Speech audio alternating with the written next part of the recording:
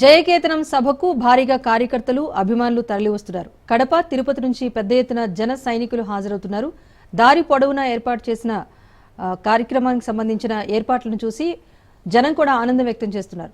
ఎన్నో కష్టాలు పడి వచ్చినా ఈ ప్రాంగణాన్ని చూశాక అవన్నీ పటాపంచలైపోయాయని అంటున్నారు జన సైనికులు. మరింత సమాచారాన్ని మా ప్రతినిధి దత్తు అందిస్తారు.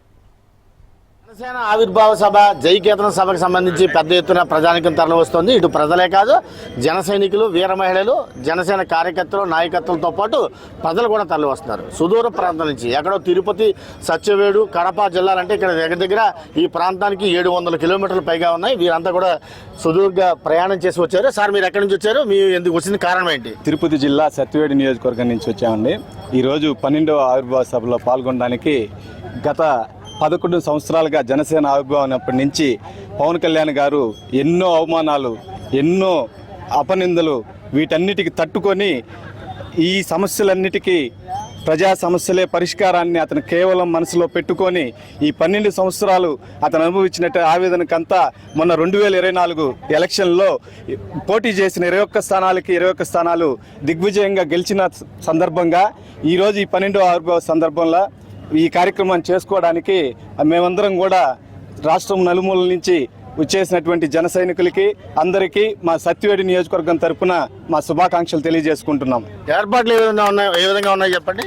ఇప్పుడు ఇక్కడికి వచ్చిన ప్రతి ఒక్కరికి పుచ్చకాయలు అయితేమి, ఈ టిఫిన్లు, అలాగే మధ్యాహ్నం భోజన ఏర్పాట్లు, అడుగడుగున మజ్జిగ ప్యాకెట్లు, అలాగే స్వచ్ఛందంగా ఎక్కడికక్కడ జన సైనికులు వాళ్ళు స్వచ్ఛందంగా వాళ్ళ సొంత డబ్బులతో ఎక్కడికక్కడ వచ్చే వ్యక్తులకి ఎలాంటి ఇబ్బందులు లేకుండా అన్ని రకాల ఏర్పాట్లు చేస్తున్నారు.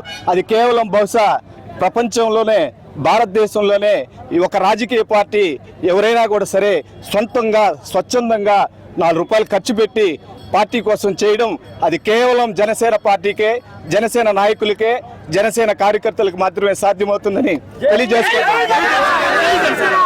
తమ్ముడు, ఇప్పుడు మీరు ఎక్కడి నుంచి ప్రయాణం చేశారు? మీరు ఎప్పుడు బయలుదేరారు?